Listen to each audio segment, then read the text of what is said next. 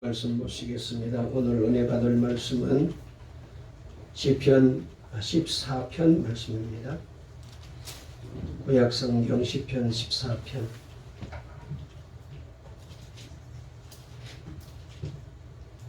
1절 말씀부터 마지막 7절까지 함께 말씀을 읽겠습니다. 구약성경 811쪽에 있는 말씀 시편 14편. 우리 영상으로 예배드리는 분도 함께 우리 말씀을 1절부터 함께 읽겠습니다. 다 같이 읽겠습니다. 시작. 어리석은 자는 그의 마음에 이르기를 하나님이 없다 하는도다. 그들은 부패하고 그 행실이 가증하니 선을 행하는 자가 없도다.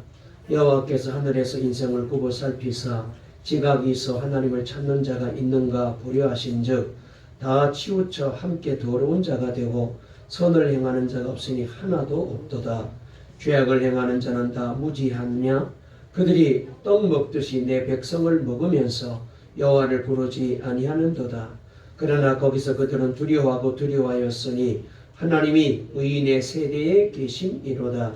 너희가 가난한 자의 계획을 부끄럽게 하나 오직 여호와는 그의 피난처가 되시도다. 이스라엘의 구원이 시온에서 나오기를 원하는도다. 여호와께서 그의 백성을 포로된 곳에서 돌이키실 때에 야곱이 즐거워하고 이스라엘이 기뻐하리로다. 아멘. 할렐루야. 네, 하나님의 은혜 가운데 또 이렇게 사순절 5번째 주일로 또 새로운 달 4월달을 맞이했습니다. 이제 주변에 개나리도 피고 오늘 교회 안에도 개나리가 피었네요. 우리 조 집사님과 신 집사님과 유찬이 오랜만에 왔는데 너무 반갑습니다. 우리 앞뒤 좌우에 있는 분과 인사 나누실까요? 오늘도 복된 날이 되시기 바랍니다. 말씀으로 은혜 받고 힘을 얻으세요. 주님이 우리를 사랑하십니다. 아멘. 오늘 설교 제목 한번 따라해 보실까요? 하나님을 보여주는 사람. 좀 구체적으로 말할 거예요. 하나님을 보여주는 사람이 되자. 오늘 제목으로 말씀을 전할 때에 우리 하나님께서 은혜 주실 줄 믿습니다. 2011년 3월 3일 날 국가 조찬기도회가 열렸습니다. 이때 이 조찬기도회에 이명박 대통령 내외가 참석을 해서 예배를 드리게 되었는데 그 예배를 인도하시는 목사님께서 우리 다 같이 한번 하나님 앞에 무릎을 꿇고 기도하자 이렇게 제안을 하게 되었고 이명박 대통령 내외도 강단에서 무릎을 꿇고 기도한 일이 있었는데 이때 이 일을 두고 종교 편향성을 놓고 우리 사회가 굉장히 시끄러웠던 적이 있었습니다. 믿는 우리가 볼 때는 참 좋게 보이는데 다는 그렇지가 않는 것 같았습니다. 특별히 불교계에서는 대단히 마음이 언짢았던 것 같아요. 그래서 국가 수장으로서 국격을 훼손시키지 말고 제발 채통을 좀 지켜라 이런 비판을 쏟아내었고요. 청와대에서조차도 있을 수 없는 일이 벌어졌다. 사전엔 아무런 상의도 없이 그런 지경으로 만든 것에 대해서 청와대 대부분의 사람들이 어이없어 하고 있다라고 보도까지 한 적이 있었습니다. 우리가 정말 하나님을 믿는다면 하나님 앞에 무릎 꿇는 일은 당연한 일이잖아요. 하나님 앞에서 대통령은 얼마나 지위가 높을까요? 당연한 일인데 마음에 거슬려 보이는 하나님을 안 믿는 사람들의 눈으로 보니 참 불편했던 것 같습니다. 정말 대통령 정도 되고 왕 정도 되면 하나님 앞에 무릎을 꿇지 않아도 되는 그런 하나님이라면 우리는 그 하나님을 믿을 수가 없지요.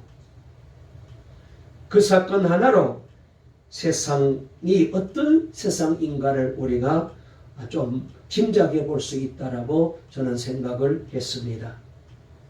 여러분, 세상은 하나님을, 예수님을 안 믿습니다. 그게 세상이고 그게 상식이고 그게 정상입니다. 그런데 성경은 하나님을 부인하는 것은 어리석다라고 분명하게 말씀하고 있습니다. 오늘 본문 1절 말씀에 그 점이 잘 소개되고 있는데요. 우리 다 같이 한번 1절 읽어보실까요? 14장 1절입니다. 시편 시작. 어리석은 자는 그의 마음에 이르기를 하나님이 없다 하는도다. 그들은 부패하고 그 행실이 가증하니 선을 행하는 자가 없도다. 그랬습니다. 여러분, 지금 세상은 하나님이 없다고 말합니다. 그리고 그렇게 말하는 사람들의 대부분은 소위 지식인이라고 지성인이라고 하는 사람들이 바로 이렇게 말을 해요. 그들은 하나님이 없다고 말해요.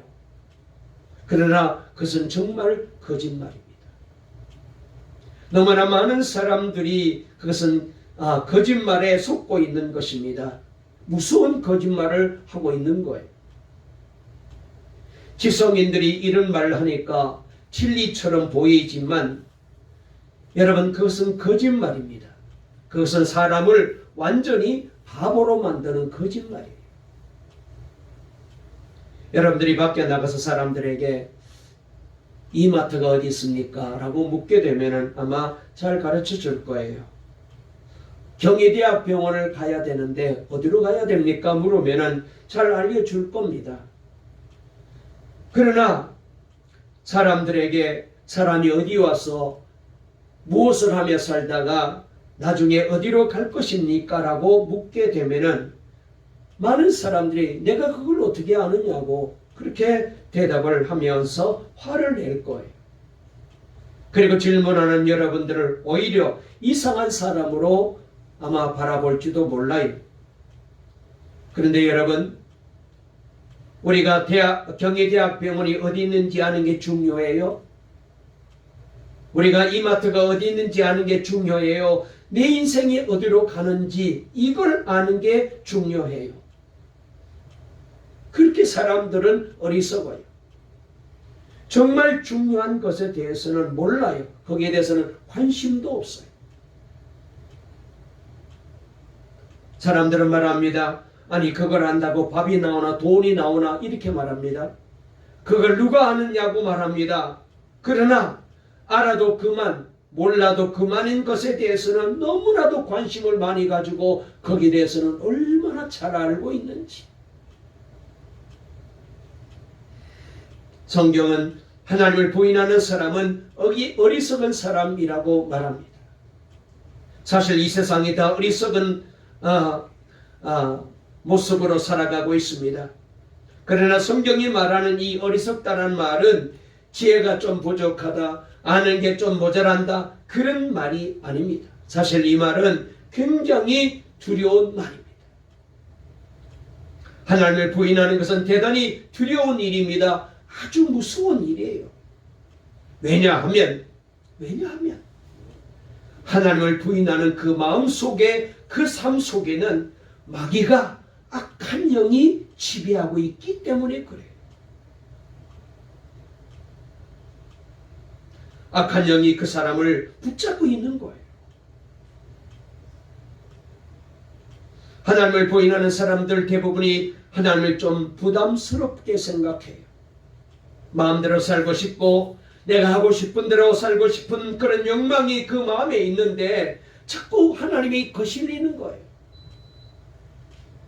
오늘 성경 5절에 보게 되면은 그런 말씀이 잘 소개되고 있는데 우리 5절 한번 읽어볼까요? 다 같이 읽겠습니다. 시작.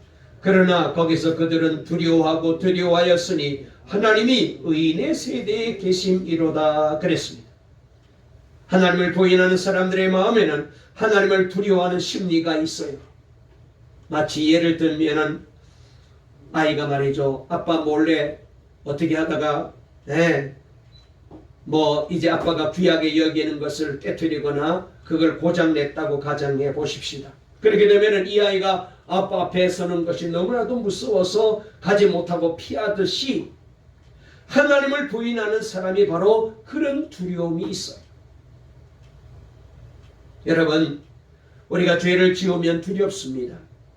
그래서 철없는 아이가 잘못해서 두려우니까 아빠 앞에 가지 못하고 두려워하다가 불편해지니까 엉뚱한 생각을 합니다. 뭐라고요? 에이, 차라리 아빠가 없었으면 좋겠다. 왜? 아빠가 없으면은 그런 두려운 할 일이 없으니까. 아빠가 없었으면 좋겠다. 여러분, 이게 바로 무신론이에요.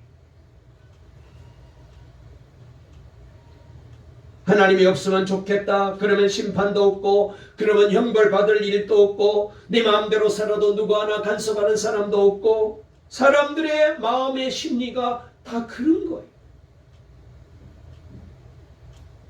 그러나 그것은 진짜 무서운 것을 모르고 있는 거예요. 만약 그렇게 완전히 마귀가 사로잡은 삶을 살게 되면 여러분, 세상만 크게 보이고 세상만 중요하게 보입니다. 하나님을 부인하는 사람들도 사실 이 세상이 너무나도 악하다는 것에는 다 동의합니다. 물어보십시오.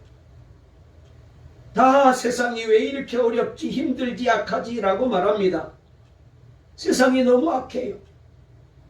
정말 이렇게 가다가는 세상이 어떻게 될까 하는 그런 마음이 들 정도입니다. 그런데 왜 세상이 이렇게 악해졌는지에 대해서는 잘 모르고 있어요. 이유는 정치를 잘못해서가 세상이 악해진 게 아닙니다. 경제를 살리지 못해서 세상이 악해진 게 아니에요. 공기가 오염되고 물이 오염되어서 세상이 악해진 게 아닙니다. 이유는 하나님을 부인하니까 세상이 이렇게 악해진 거예요.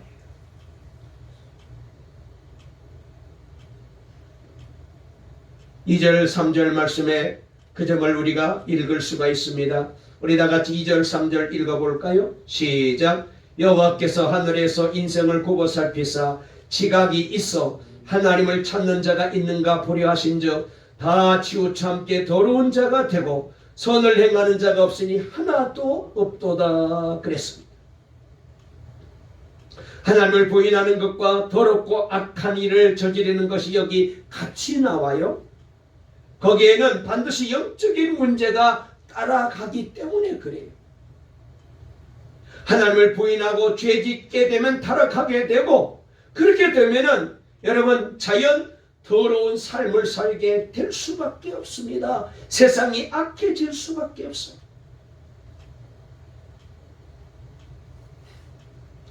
(1960년) 케네디 대통령 시절에 미국에서 학교에서 그동안 실시했던 예배와 채플과 성경 가르치는 모든 것을 다 폐지시켰습니다. 종교는 자유야, 신앙은 자유야. 누가 강요한다고 그렇게 하면 안 돼. 그래가지고 이 종교를 기독교 교육시키는 것을 학교에서 다 폐지시켰어요. 성경 공부를 가르치는 걸 다 없앴어요. 그리고 난 다음에부터 여러분 미국의 청소년들이 무섭게 타락해 가고 있어요. 또 독일의 신학자 니체가 신은 죽었다고 무서운 말을 했습니다. 니체가 이렇게 신은 죽었다고 선언한 후에 세계는 끔찍한 일을 계속 겪습니다. 히틀러, 무솔리니, 스탈린, 레닌, 마쩌둥 등 세계 대전을 일으켰던 이 수많은 전쟁 사람들이 다 무신론자들이 세계를 전쟁의 소용돌이로 몰아넣은 거예요. 무섭습니다. 하나님이 안 계시다고 하는 말이 무서운 말이에요. 바로 그 배후에 마귀가 있어서 그들을 지배하기 때문에 그래요. 에덴 동산에서 마귀가 아담과 하와에게 아무것도 아닌 것처럼 선악과를 따먹게 만들었습니다. 그거 따먹어도 괜찮아. 별 문제 없어. 하나님의 말씀을 거역하게 만들었어. 그리고 그 뒤에 에덴 동산의 그 좋은 모든 축복을 다 잃어버리고 지금까지 모든 인류가 이렇게 말할 수 없는 고통스러운 인생을 살게 된 것. 마귀의 종노릇하며 죄의 종노릇하며 그리고 세상 것을 바라보고 살게 만들었어. 자, 그러면 정말 중요한 것은 하나님은 살아 계시느냐 하는 점입니다. 사람들은 하나님은 정말 살아 계시냐고 묻습니다. 성경은 거기에 대해서 확실하게 이렇게 대답을 하는데요. 우리 다시 한번 5절을 읽어볼까요? 5절 말씀 읽습니다. 시작. 그러나 거기서 그들은 두려워하였으니 하나님이 의인의 세대에 계심이로다 그랬습니다. 여기 말씀해 보니까 성경은 하나님은 의로운 사람의 삶 속에 분명히 계신다고 말씀하고 있어요. 사람이 죄짓지 않고 어렵게 사는 것이 그냥 되는 것이 아니라는 말씀이죠. 죄짓고 악하게 되는 것은 마귀가 하는 것이고, 죄짓지 않고 의롭게 되는 것은 하나님께서, 성령님께서 그렇게 하신다라고 말씀하고 있어요. 그래서 의롭게 사는 사람들 속에 하나님이 계시다고 말합니다. 의롭게 사는 사람들을 보게 되면 하나님께서 살아계시는구나 알 수 있다는 그런 말이에요. 여러분, 정말로 그러면은 그런 의로운 사람이 있을까요? 그 사람을 통하여 저번을 보니까 하나님이 살아계시는구나 알 수 있을 만큼 그런 의로운 사람이 있을까요? 있습니다. 누구예요? 예수를 믿는 바로 저와 여러분들이 그런 사람들이라고 성경은 말합니다. 예수를 믿는 저와 여러분이 바로 성경이 말하는 그런 의로운 사람들입니다. 예수님은 예수를 믿는 우리들 가운데 계십니다. 그런 사람을 통하여 하나님을 드러내십니다. 하나님이 어디 계시냐고요? 하나님은 예수 믿는 우리들 속에 분명히 드러나게 보여주신다는 것. 여러분, 사람들이 하나님을 안 믿는 것은 하나님을 경험하지 못했기 때문에 그렇습니다. 하나님을 경험하고 나서야 하나님을 안 믿을 사람이 세상에 어디 있겠어요? 그런데 하나님이 손에 잡히지도 않고 눈에 보이지도 않고 귀에 들리지도 않으니까, 그러니까 안 믿어지고, 그래서 자기의 가지고 있는 생각으로 지식으로 하나님 없어라고 말하는 거예요. 자, 다시 한번 우리 2절을 읽어볼까요? 2절 보십시다. 시작. 여호와께서 하늘에서 인생을 굽어 살피사 지각이 있어 하나님을 찾는 자가 있는가 보려 하신즉 그랬습니다. 자, 여기 말씀을 보면 하나님을 알려면 하나님을 알 수 있는 지각이 있어야 된대요. 우리가 어떤 사물을 알아보려면은 여러분 그렇습니다. 지각이 있어야 돼요. 소리를 듣는 청각이 있어야 되는 것처럼 여러분들이 하나님을 알려면 하나님을 아는 지각이 있어야 돼요. 그런데 그 지각이 없어진 것입니다. 그러니까 하나님이 계시지만 느끼지 못하는 거예요. 없다고 말하는 거예요. 자, 왜 그러면은 하나님이 계시는데도 우리가 이렇게 하나님을 모르게 되었나요? 왜 이렇게 지각이 없어졌나요? 감각이 없어졌나요? 뭐 때문에? 죄 때문에 그렇게 된 거예요. 죄가 들어오면서 우리 인간들에 대하여 하나님을 알고자 하는 모든 이 영적인 감각을 다 무너뜨려 버린 거예요.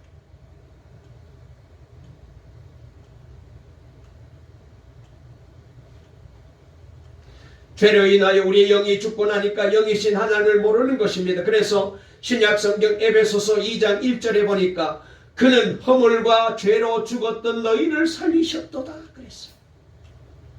예수님 앞에 나오기 전에는, 예수님을 믿기 전에는 여러분 아무리 공부를 많이 하고 세상 이치를 다 통달했을지라도 예수님 앞에 나오지 않고는 누구도 하나님을 알 수 없어요. 왜? 죽었기 때문에. 이 죽어 있는데 뭐 지식이 아무리 있으면, 권력이 아무리 있으면, 돈이 아무리 있으면 무슨 소용이 있어요? 먼저 살아나야 뭔가 되잖아요. 죽어 있는데 예수님 앞에 나오지 않고는 누구도 살 수 없어요. 여러분, 그래서 우리는 허물과 죄로 죽었던 사람들입니다. 언제 죽었나요? 죄로 인하여 영이 죽었어요. 그래서 하나님을 전혀 모르던 사람들입니다. 그런 우리를 예수를 믿게 하시어 죄선 받게 하시고 우리의 영을 살려주셔서 하나님을 아버지로, 예수님을 구세주로 믿게 만들어주셨습니다. 그래서 이렇게 오늘 또 이 예배하는 귀한 자리에 저와 여러분들이 나오게 된 거예요. 성경 마태복음 5장 8절 말씀에 보니까 마음이 정결한 자는 복이 있나니 그들이 하나님을 볼 것이니요 그랬어요. 이 말씀은 믿는 우리를 향하여, 저와 여러분을 향하여 하신 말씀입니다. 정말 우리가 청결해졌나요? 아멘입니다. 어떻게 해요?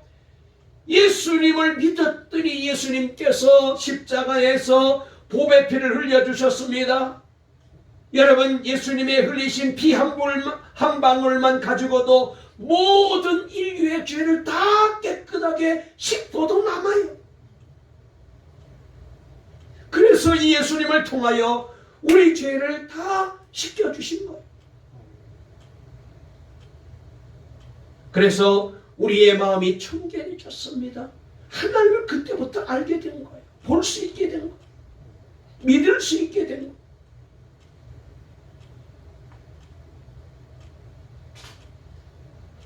예수를 믿으면 하나님이 보여지는 것입니다. 하나님의 음성을 듣게 되고 예수님이 우리 주님이신 것을 알게 되고 그 주님이 놀라와 함께 하심도 알게 됩니다. 그런데 여기서 한 가지 중요한 문제가 있어요. 그러기 전에 먼저 여러분, 오늘 우리 동강의 성도들 가운데 아직까지도 교회는 다니고 있지만 예수를 믿고 있지만 이 죄 씻음의 확신을 갖지 못하고 죄사함의 은혜를 힘입지 못하고 그저 교회만 다니고 계시고 아직까지도 하나님이 계신가 안 계신가 긴가 민가 하는 분이 계신다면 오늘 이 시간 이 예배를 통하여 여러분의 죄를 깨끗하게 씻어주셔서 마음이 청결해서 더 하나님을 보게 되고 하나님을 알게 되고 하나님을 믿게 되어지기를 주의 이름으로 축원합니다. 이 문제가 해결돼야 돼요. 교회 철년 말년 다녀도 이거 해결 안 되면 절대로 하나님에 대해서 확신이 없어요. 뭐 하는 일이 잘 되고 기분 좋으면 하나님이 보이는 것 같고 하나님이 계시는 것 같고 안 되면은 어려우면은 고난이 오면은 하나님이 안 계시는 것 같고 헷갈려요.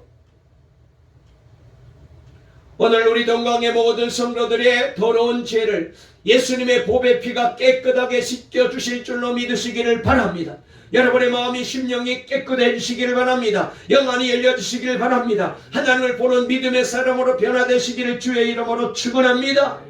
그런데 우리 하나님께서는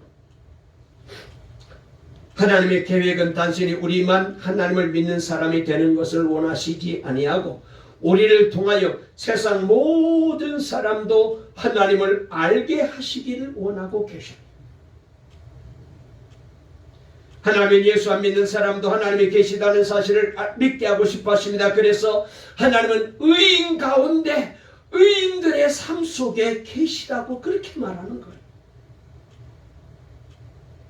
여러분, 우리를 향한 하나님의 계획을 잘 알아야 돼요. 우리는 세상을 향하여 하나님을, 예수님을 보여주는 사람이어야 합니다. 그래서 성경은 우리로 하여금 너희는 예수 그리스도의 편지다 이렇게 말했어요. 고린도후서 3장 2절 3절 말씀에 보면은 너희는 우리의 편지라 우리 마음에 섰고 무사람이 알고 읽은 바라.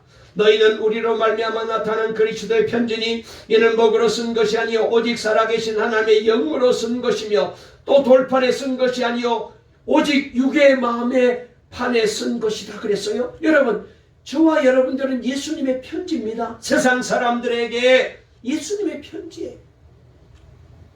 그런데 어디에다 썼느냐? 우리 마음판에다가 먹으로 쓴 것이 아니고 영으로 썼대요. 성령으로. 내가 예수님을 믿었더니 성령께서 내 안에 들어오셔가지고 여러분, 내 마음속에 너는 구원받은 하나님의 자녀야. 너는 이제 하나님의 백성이야. 너는 세상 사람들에게 하나님을 보여주는 사람이야 라고 우리 하나님께서 하나님의 사랑의 글을 이 마음속에다가 저와 여러분의 심령 속에다가 써놓았어요. 할렐루야. 그래서 여러분들은 어디를 가든지 예수님의 편지로 살아야 돼요. 예수를 보여주어야 돼요.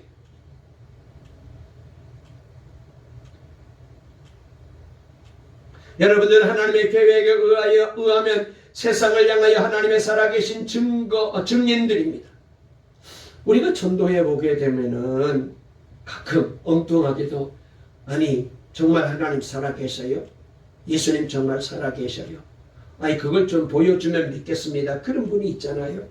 여러분 그 말은 정말 하나님을 눈으로 볼 수 있도록 해달라 그런 말이 아니고 뭐예요?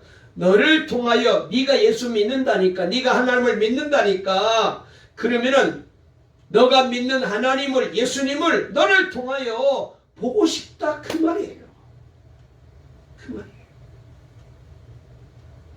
다시 말해서 네가 하나님을 정말 믿는다면은 너는 뭔가 우리와 다를 것 아니야. 네가 진짜 하나님을 믿는다면 너의 속에 하나님이 계시고 함께 하시는 것을 좀 보여줘. 그럼 나도 믿겠다. 이것이 하나님의 계획이에요. 믿는 세대 속에 하나님이 계셔요. 그러니까 우리가 불신자에게 너 정말 하나님을 알고 싶고 믿고 싶어? 거기에 대해서 우리는 그러면 나를 봐. 나를 보면 하나님이 계시는 것을 알 수 있어. 보여주는 사람이 되어야 합니다. 이게 바로 하나님의 계획이고 하나님의 뜻이에요. 그런데 정말 우리가 두려운 것은요. 내가 하나님을 믿는다고 말하면서도 내가 예수님을 믿는다고 말하면서도 실제 삶으로 안 믿는 모습을 자꾸 세상 사람들에게 보여주는 거예요. 아 보니까 예수를 믿는다는데 하나님을 믿는다는데 안 믿는 우리와 똑같네? 그러니 어떻게 나를 보고 예수님을 믿겠어요? 하나님을 믿겠어요? 하나님 믿는 사람이랑 안 믿는 나랑 다를 바가 없는데 하나님을 못 보여주는 거예요. 그러니 전도가 되겠냐고. 가까이 있는 여러분 사람들이 나보고 예수 믿겠어요? 하나님을 못 보여주고 있는데.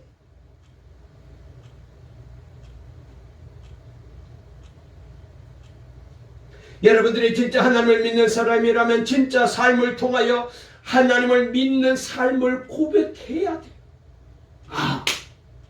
안 믿는 사람들이 보니까 내 아내를 보니까 내 남편을 보니까 아니 언니를 보니까 오빠를 보니까 야 하나님 믿는 사람은 저런 사람이네. 우리 아버지를 보니까 어머니를 보니까 하나님 믿는 사람은 저런 사람이네.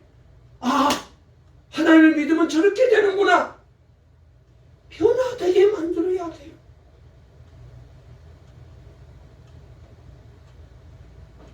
말로는 믿는다고 하는데 삶으로는 하나님을 부인하고 말씀에 순종하지 않는 사람이라면 그거는 문제가 되잖아. 어떤 목사님이 성도 가정을 신방을 갔더래요. 갔더니 그분이 예배 마치고 난 다음에 자기가 예배에 대해서 하나님을 믿는 것에 대해서 은혜를 받았다면서 간증을 하기를 뭐라고 간증하냐면은 집에서 개를 길러 보았더니 개는 늘 자기만 졸졸 쫓아다니더래요. 그걸 보고 나도 이제부터 저 개처럼 하나님은 늘 따라다녀야 되겠다. 그렇게 마음에 깨달았대요. 그리고 또 한 가지 이 개가 늘 이제 자기만 바라보는 거예요. 먹이를 주니까 언제 주려나 늘 바라보잖아요. 그 모습을 보면서 자기도 저 개처럼 이제는 늘 하나님만 바라보며 살아야 되겠다라고 개를 통하여 깨달았다고 그렇게 얘기를 하더랍니다. 그래서 목사님이 아이고 참으로 귀한 거 깨달았나요? 참 은혜가 됩니다라고 신방을 마치고 목사님이 대문을 열고 막 나오는데 대문 열자마자 그 개가 먼저 뛰쳐나가는 거예요. 그리고는 여기저기 막 돌아다닙니다. 아무리 불러도 들은 척도 안 하고 잡으려고 쫓아가면 도망가 버리고 이렇게 주인이 개를 잡으려고 애를 쓰는 모습을 보면서 목사님이 이렇게 말합니다. 성도님이 저 개를 통해하여 하나님에 대해서는 잘 깨달은지는 몰라도 성도님의 말은 전혀 듣지 않는군요.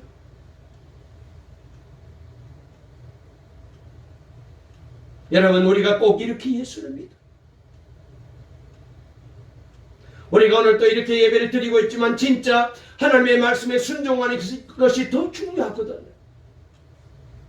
하나님이 진짜 하나님이시라면 하나님 앞에 무릎을 꿇는 것이 왜 문제가 되어요? 무릎 꿇지 않는 것이 문제지. 하나님이 진짜 내게 하나님이라면 당연히 그 말씀에 순종해야죠. 그런데 우리는 그렇게 안 살아요. 말은 그럴듯하게 말하고 뭐 어떻게 믿어야 되냐 물으면은 잘 설명합니다. 그런데 우리 그렇게 안 살아요. 하나님을 못 보여주는 거예요. 어느 목사님에게 누님이 한 분 계셨답니다. 그런데 그분이 목사님 심호하는 교회 권사님으로 계셨대요.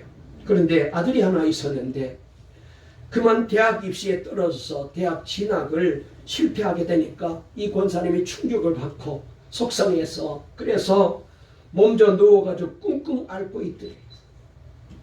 그래서 목사님이 찾아가서 아이고 힘내시라고 뭐 재수해서 대학 가는 아이들도 많은데 왜 그렇게 낙심하느냐고 권면도 하고 위로도 하고 기도를 해 주었지만 권사님의 마음이 풀리지 않았는지 안 일어나시더래요. 아니 그런데 며칠 후에 소식이 들려오기를 권사님이 자리에서 일어났다는 거예요. 그래서 어떻게 일어났나 알아보았더니 그 교회에 다른 권사님이 계셨는데 그 아들도 학교에서 꽤 공부를 잘해서 뭐 좋은 대학에 당연히 합격할 줄 알았는데 이 아이도 대학에 떨어졌대요. 이 소식을 듣자마자 권사님이 자리에 벌떡 일어났대요.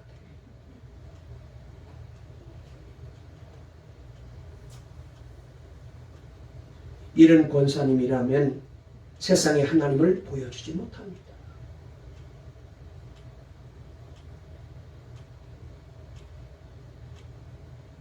보여주기 어려워. 여러분, 하나님의 계획은 우리를 통하여 세상에 하나님이 증거되기를 원하셔요. 그런데 안타깝게도 많은 성도들이 삶 속에서 하나님을 드러내지 못하고 있어요. 우리가 24시간 주님을 바라보며 사는 이유가 무엇입니까?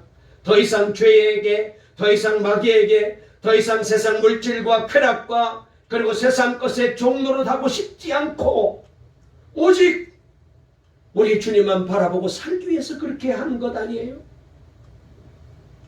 예수를 믿으면서도 실제로 육신에 끌려서 육신의 욕심에 끌려서 은밀하게 죄를 짓고 살았던 삶을 깨끗하게 청산하고 싶어서 24시간 예수님을 바라보자는 거잖아요. 여러분, 죄는요 적다고 절대로 무시하면 안 돼요. 이 정도쯤 죄는 용납하시겠지 그런 생각은 절대로 하나님의 마음이 아니에요. 여러분들이 24시간 예수님을 바라보면 하나님은 절대로 죄에 대해서 용납 안 하십니다. 어떤 교회 집사님 중에 고위공직자로 계시던 분이 무슨 잘못으로 인하여서 그 자리에서 물러나게 되었답니다. 그래서 목사님이 위로차 신방을 가는데 두뇌가 펑펑 우시더래요. 그러면서 내가 그 자리에서 얼마나 큰 일을 많이 하고 애를 많이 썼는데 아니 이런 작은 것 하나 가지고 이렇게 할 수 있느냐며 억울해하면서 그렇게 울더래요. 그 모습을 보면서 목사님이 이분이 아직도 영적으로 변하지 않았구나. 아직도 거듭나지 못했구나. 그런 마음이 들어서 너무 마음이 아프더래요. 다윗이 그렇게 훌륭하게 나라를 잘 다스리고 전쟁에서 이기고 그리고 잘했지만 바세바 사건 때문에 그가 얼마나 어렵게 죄에서 벗어나는지 우리가 알잖아요.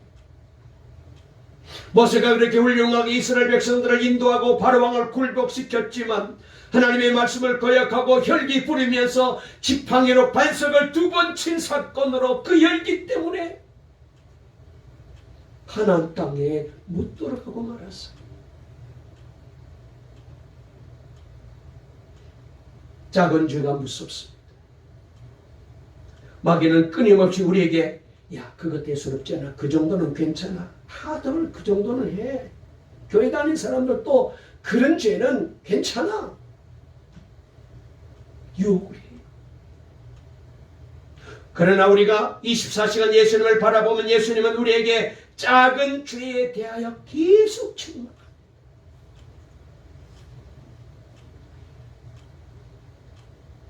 예수님을 보여줘야 돼.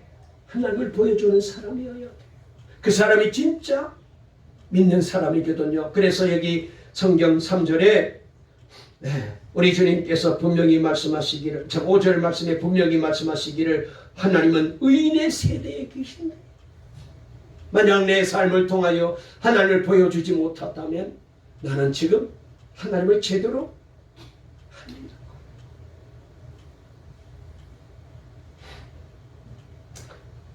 미국에서 유학하고 돌아온 어떤 부부가 있었습니다.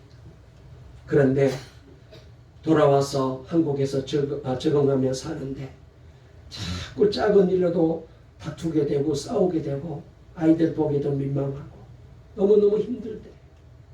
점점 부부 사이가 멀어지게 되고 나중에는 이혼 얘기까지 나오게 되었다. 그래서 더 이상 이렇게 살기는 어려우니까 우리 서로 갈라서 이혼하기로 하고 구청에 도장 찍고 서류만 갖다 주면은 이혼하게 되었는데, 그때 마침 남편 회사에서 이 남편에게 6개월 정도 해외 출장 갈 일을 생겼어. 그래서 남편이 출장 갔다 와서 이혼하자라고 하고 뒤로 미루고 출장을 먼저 갔답니다. 아내는 처음으로 혼자서 아이들을 돌보면서 힘들게 하루하루를 버티고 있었습니다. 그런데 이 아내 친구 중에 교회 다니던 친구가 있었는데 자기 이제 친구가 저렇게 힘들어하는 모습을 보니까 마음이 안타까워서 이렇게 말합니다. 너 나와 함께 교회 한번 다녀보자. 예배 참석해보자. 전도했더니 이 친구가 마음이 힘들었는지 전도해서 그래서 따라서 교회를 나오더랍니다. 처음에는 익숙하지 않았는데 예배를 드리면서 조금씩 숨통이 트이는 것 같아서 그때부터 모든 예배에 참석합니다. 수요 예배도 참석하고 오후 예배도 저녁 예배도 참석하고 새벽 기도회, 금요 기도회, 성경 공부까지 참석하면서 교회를 다니고 있었어요. 그런데 마침 남편이 6개월에 이제 출장 기간이 끝나고 돌아오게 되어서 아직은 부부이기 때문에 공항으로 아내가 차를 몰고 마중을 가서 남편과 함께 차를 타고 돌아오는데 남편이 한마디 슬쩍 던집니다. 너 얼굴 보니까 6개월 사이에 좋아진 것 같아 라고 말합니다. 아내는 아니 우리가 이혼할 사이인데 괜히 찝쩍대지 말라고 화를 내니까 남편이 더 진지하게 너 정말 변한 것 같아 라고 얘기를 합니다. 그러면서 6개월 기간 동안에 도대체 무슨 일이 있었느냐, 어떻게 살아냈냐 자꾸 묻길래 그동안 교회 다니고 있었다고 대답을 했어. 그 말을 듣자 남편이 이렇게 말합니다.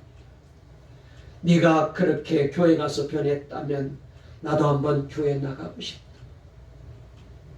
그래서 그 남편이 아내 따라서 교회 나오기 시작했고, 그래서 그렇게 교회를 다니면서 아직까지 이혼 안 하고 잘 살고 있대.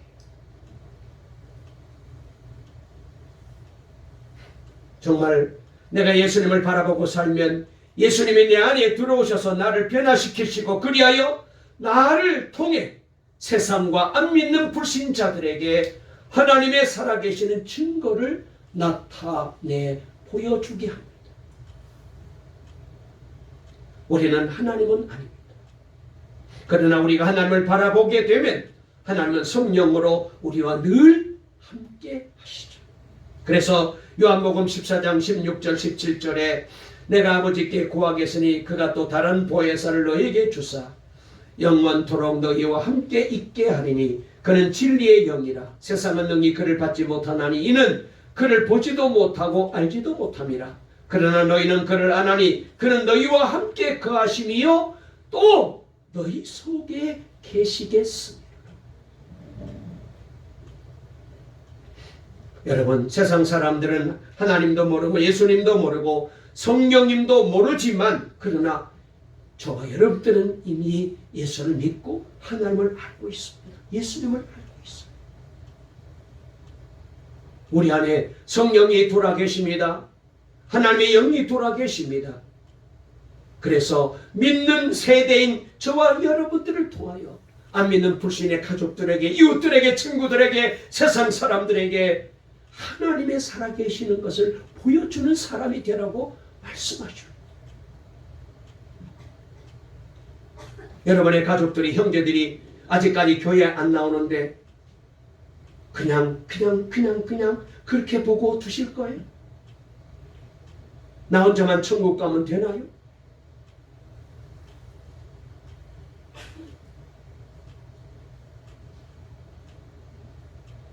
저와 여러분 모두가 여러분의 삶을 통하여 하나님을 보여주고 예수님을 보여주는, 그래서 그 여러분들 때문에 그래, 네가 그렇게 변했으니까 나도 그 예수님 믿고 싶다, 하나님 믿고 싶다고 여러분의 손에 붙들려 가족들이 나오고 친구들이 나오고 형제들이 나오고 이웃들이 나오는 이 놀라운 변화가 일어나기를 간절히 주의 이름으로 축원합니다. 축원합니다. 살아계신 하나님 아버지, 은혜 감사합니다. 오늘도 저희들을 사랑해 주셔서 복된 거룩한 주일을 허락해 주시고 이 시간 주님 앞에 나와 예배할 수 있도록 은혜 주시니 감사합니다. 예수를 믿은 지가 30년도 넘고 40년도 50년도 넘었지만 아직까지도 사람들에게 정말로 하나님이 살아계시다고, 예수님은 이런 분이라고 제대로 우리가 보여주지를 못했습니다. 여전히 안 믿는 불신자들과 같이 그렇게 살았습니다. 그러니 우리를 보고 저들이 어떻게 감동을 받을 수가 있겠습니까?